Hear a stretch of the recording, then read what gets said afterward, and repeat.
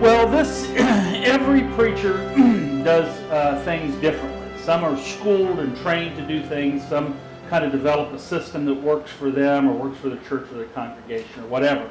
This is my system. When I leave here on Sunday, Sunday afternoon, Sunday evening is my time to write. So everything that I do today has been written a week ago on Sunday. And usually Thomas and Pat and Mike get an email from me Sunday evening saying, here's the lesson.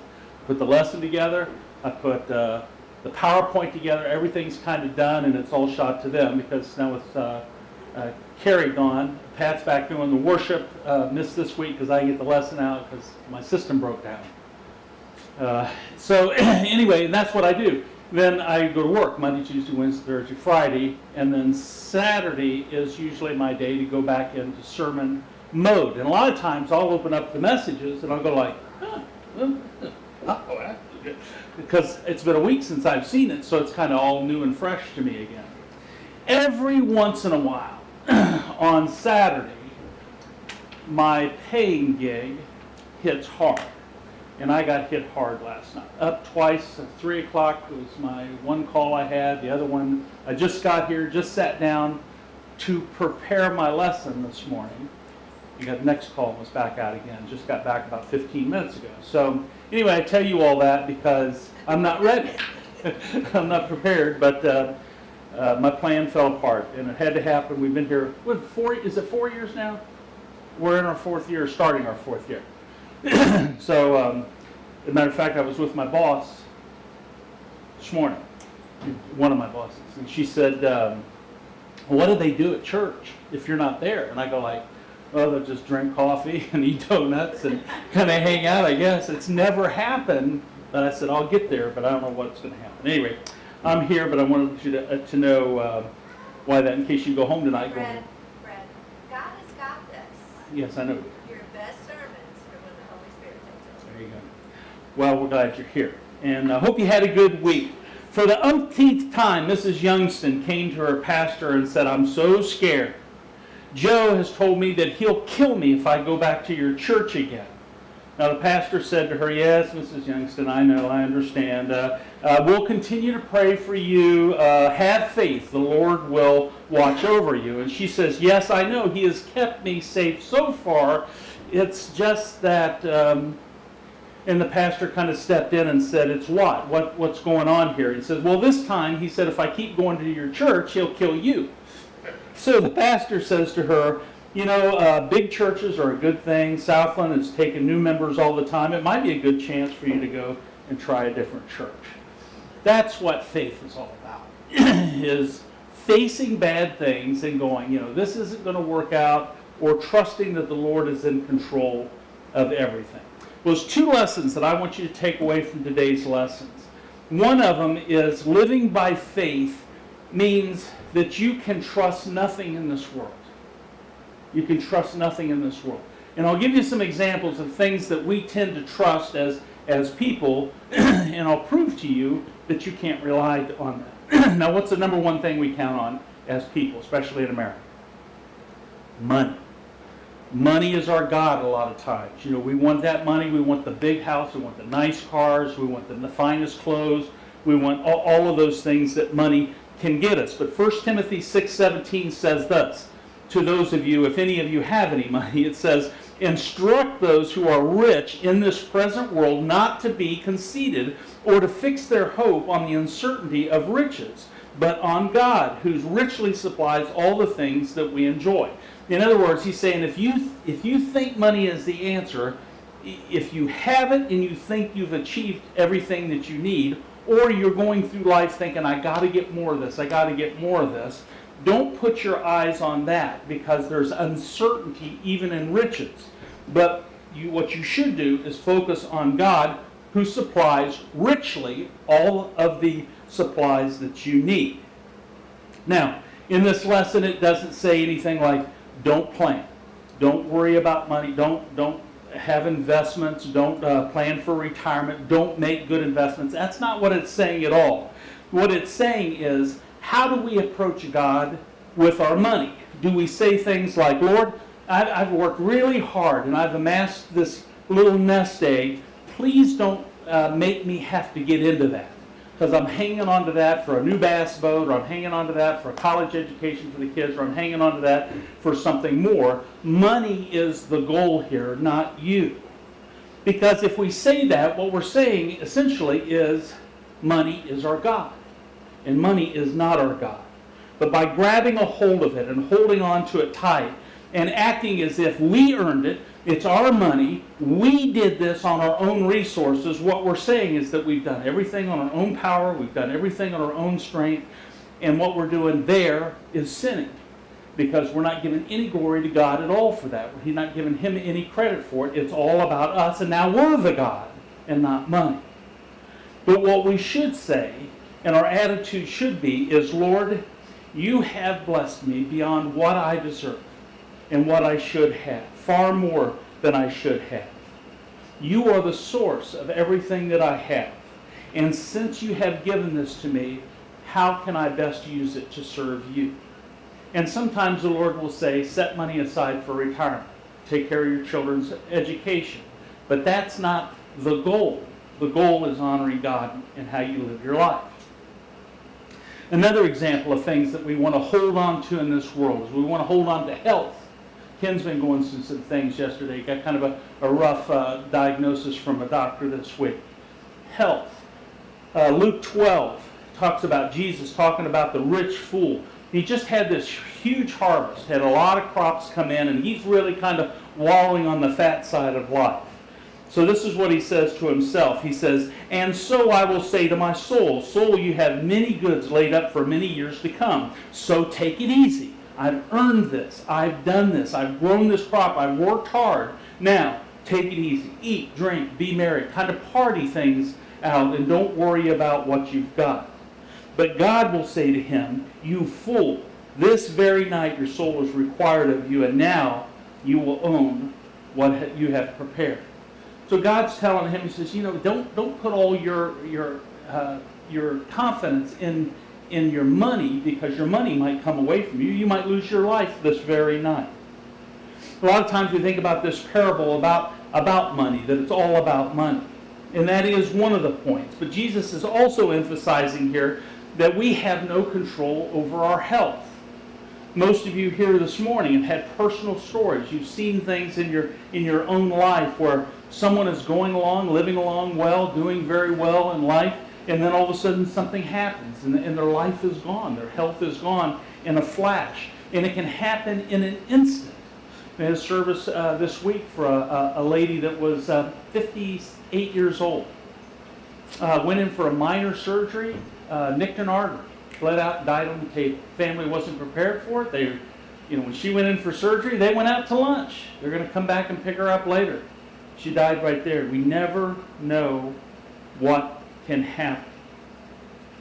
And even though we can intellectually acknowledge this, a lot of times we act as if we take our health for granted. But health is a fleeting thing for many of us, and a lot of us know that. And that carries on to the next point. One of the things that we put our hope and our faith and our trust in is in people. And we can't put our trust in other people, not even a husband or a wife or children or parents or friends, because they're going to die. The sad case of it is, if we put all of our hope and our faith in our spouse, someday our spouse may pass. Someday our parents may pass. If we live for our children or live for our parents or live for a friend, someday they may leave. They will leave. Maybe they'll leave before us. People's health is very fleeting. And people's feelings can change too. I know there's people in this room that have been married more than once. And now they didn't get married the first time thinking that was going to fail. They grow into that marriage feeling that they were going to grow old together, but feelings changed. And where they thought maybe that I can put all of my faith and confidence into this spouse, now that spouse is somewhere else, maybe somebody else's spouse at this point. Feelings change. Proverbs 25:19 says this, like a bad tooth and an unsteady foot is confidence in a faithless man in a time of trouble. In other words, if you're putting your faith in man, a woman, a group of people, you're headed for a time of trouble, especially if they're faithless people. If you have a knee that buckles occasionally, you wouldn't try to walk across the narrow bridge. Think about Mike with some of his unsteadiness that we've seen him go through. He wouldn't try to run across the street. He wouldn't try to climb the ladder. It would be foolish of him to do that because his health is failing in that area. There was a preacher who was dying, and he sent a message to his banker and his lawyer. Both were church members, and asked them to come to his house. When they arrived, he had them ushered into his bedroom where he was lying literally on his deathbed. When they entered the room, he asked one of them to come to one side and one of them to come to the other side of his bed. He reached out to hold their hand. He took in a deep breath, and he kind of looked up toward the ceiling, and he just held their hands for a few minutes. Now, nobody said anything, neither the banker, the lawyer, or the preacher. After a while, both the preacher and the lawyer, they were touched and flattered that the pastor had called them to their house to be with him in his final moments. But frankly, they were a little puzzled too, because the pastor had never acted like he really cared for them. As a matter of fact, he didn't spend much time. He didn't seem like he particularly liked either one of them. As a matter of fact, they felt kind of the same way about him. They felt, as they thought about his life, they thought about the long hours of suffering that they sat and listened to insufferable and comfortable sermons about greed and covetousness and all these different things that made them address their sinful nature, and they didn't like that. And finally, the banker looked at the pastor and he said, "Preacher," he says, "why did you ask us to come here?" The old preacher kind of mustered up his strength, and he said very weakly, he said, "Jesus died between two thieves, and that's the way I want to go out." So we can't really trust people, even lawyers and doctors and even preachers. If you're in a position where you have bad health, you've got to make different decisions about your delicate physiology. I know Ken has talked about different people that need help moving. Ken says, "I can't help lift things." Now I can pack and I can sort and I can kind of direct and do some other things, but he has to use good sense about it. For him to go up and grab a great big box or the end of a sofa or something wouldn't be healthy for him. So we have to be very careful about people especially, and picking the right people, because they can be the source of trust, reliance, because people are fallible. Living by faith means finding confidence in God, and finding confidence in God alone. Now this doesn't mean that you can't trust people, that you can. But if you're making other people your God or the center of your life, you're probably making some bad decisions. God should be the center of your life. And throughout the Bible, hundreds and hundreds and hundreds of times, God tells us to trust Him and trust nothing else. Put your trust in God. He will never fail you. He'll never leave you. He will never disappoint you. Matter of fact, He talks about Himself as He is our rock. He is our fortress. He is our shield. He is our shade. He is our helper. He is our shepherd. He shows us time and time and time again that He's not going to divorce you. He's not going to die and leave you by yourself. He's never going to desert you in your hour of need. He is all loving and all powerful and be with you by your side every hour of every day until you are called home. Psalm 121 says this. It says, "I will lift my eyes up to the mountain. From where shall my help come? My help comes from the Lord, who made heaven and earth. He will not allow your foot to slip. He who keeps you will not slumber. Behold, He who keeps Israel will neither slumber nor sleep. The Lord is your keeper. The Lord is your shade on your right hand. The sun will not smite you by day, nor the moon by night. The Lord will protect you from all evil. He will keep your soul. The Lord will guard your coming out and your coming in, you're going out and coming in from this time forth and forevermore. He will never leave you. He will never die. He will never desert you. He will never be too busy for you. He will always be there. From the times the Psalms was written, this is very clear. Put your faith in God, in His teachings, and if you do, you will never be disappointed. If you put your faith in your wallet, in your health, in the company of other people, you will be disappointed, because all of those things are fallible. Now the psalmist here was looking around at the fear of the surrounding mountains. What he was talking about is, here's the enemy all around me. And how is this enemy may come down and descend upon me and destroy my life and destroy my family. So where can we turn for help? The helper is Yahweh. The helper is the Father. The very one who made the mountains in this particular case. If this particular person who was surrounded by these mountains and an enemy had put their faith in his army or the mountain, all of those things are fallible. Put your faith in God, who created the mountains, who created the enemy, and he will never leave you. God is more powerful than anything out there. More powerful than cancer, more powerful than bad hearts, bad arteries, man, beast, mountains, or anything else. Furthermore, not only will he guard us from the fear of complete destruction, he even cares about the minor slips in your life, the little things in life too. He will guard all the details and make sure that you are protected and that you are safe. Even if we put our foot in the wrong place, even if we head in the wrong direction, God will be there to guide us back if we listen to him and if we pray to him.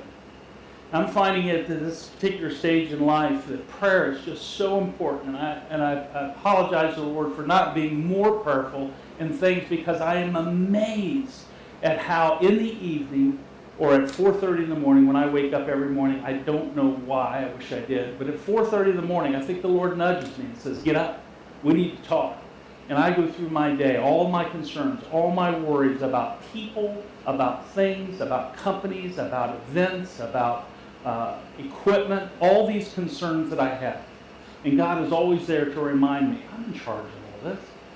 Don't worry about this. Anything that goes abrupt or goes afoul, I'm going to let happen so you can learn something. So be of joy in that learning experience. But I'm amazed at how God smooths the path. I had a funeral this week where I was told it wasn't my family. I didn't know these people, but I knew of them. And it was not a good story. And I was told this is going to be a bad event. This is going to be horrible. These people are very nitpicky. It's just going to be a difficult event for you.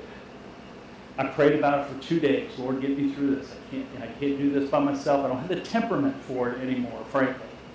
And we went through the event. It was just effortless. One of the nicest families we ever served. And I'm convinced that it's not because of them. I'm convinced that it's not because of me. I'm convinced that it's because I had a conversation with the Lord. He heard my prayers and he answered. God will guard us from all of the big things, but also the small things. And here's the bottom line.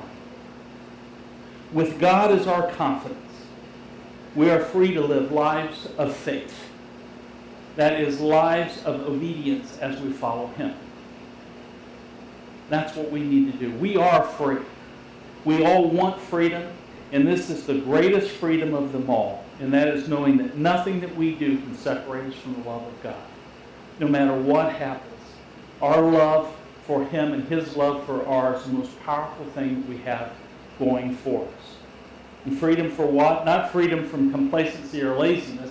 God is not a slot machine that we go through and we list a series of requests and then we sit back and we go, okay, God, you got it. I handed this off to you. I laterally passed the ball off to you. Do you run it in for the score? It's not that, so I can sit back and be lazy or complacent.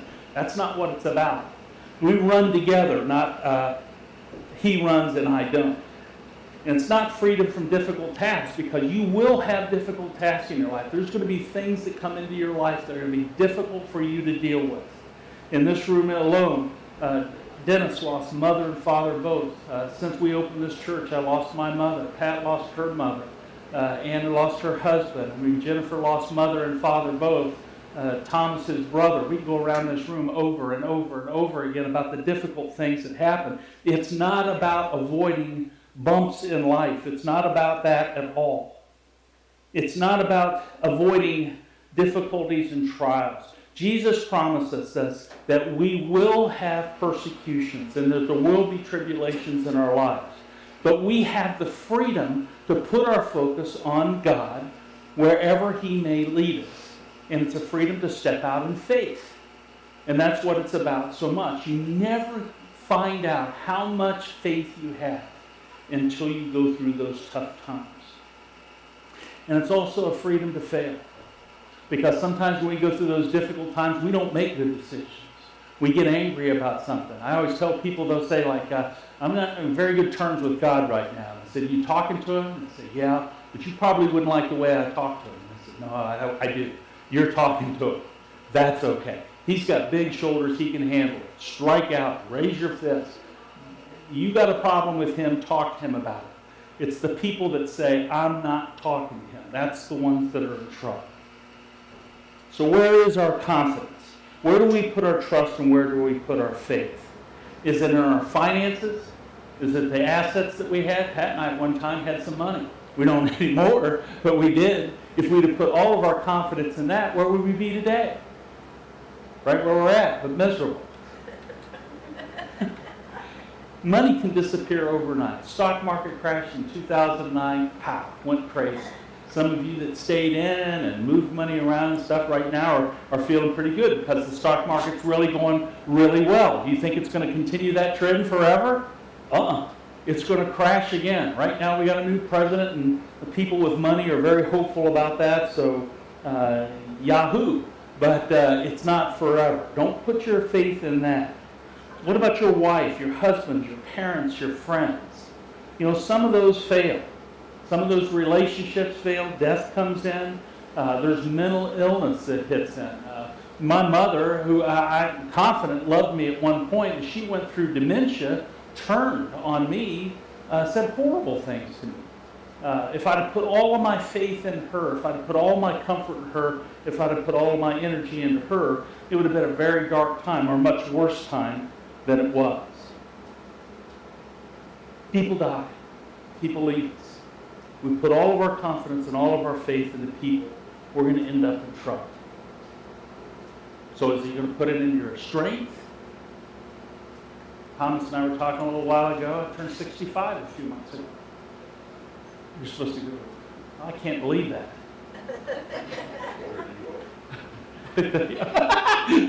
No, you're not supposed to say, boy, are you old. You're supposed to say, I can't believe that. But, you know, as I'm out picking up people, as I was telling Thomas, you know, if we have a client that's very large, I'm the guy. They always call and say, you know, call Brad, he'll go pick them up. Because I've been successful at that. But my strength and my physical attributes are starting to decline. As much as I would like to say they aren't, it's a fact of life. Abilities.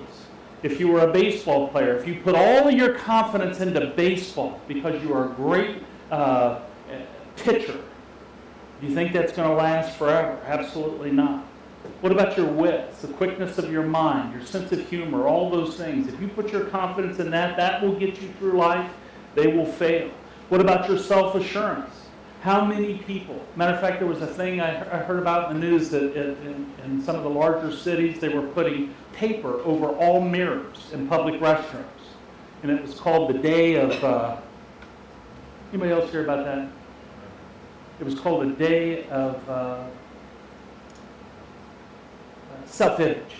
That there were no mirrors that you could look at in major cities. So the people that had poor opinions of themselves physically didn't have that reflected at them. So they go through the day feeling good about themselves, but they never saw themselves if they felt they were too short, too tall, too skinny, too fat, whatever. If you put your confidence in your self-assuredness, you're going to end up in trouble there also. Everything that you have in body and mind will fail eventually.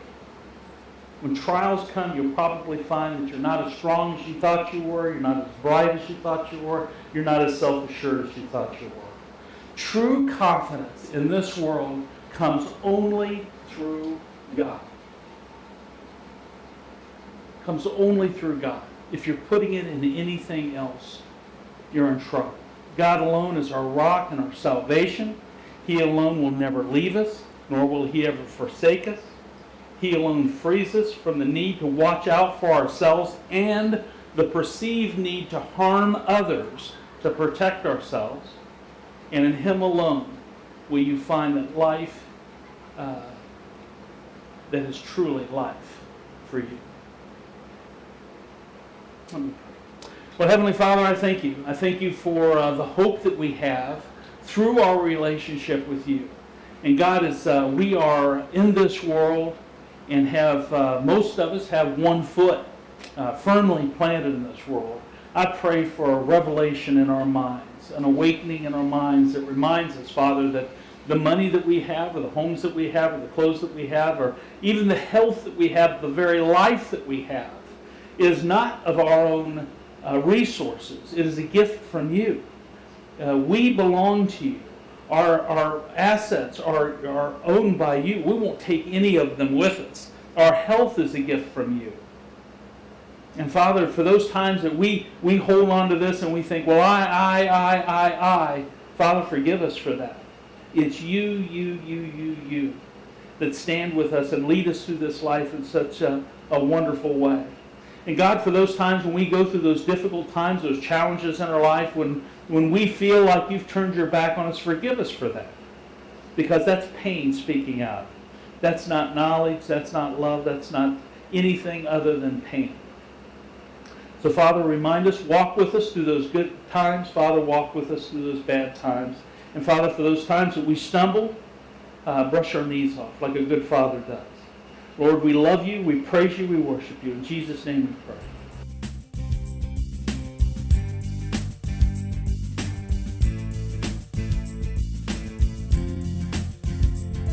Ever feel left out? Ever feel like you just don't understand? Or that nobody understands you? You ever feel like nobody cares?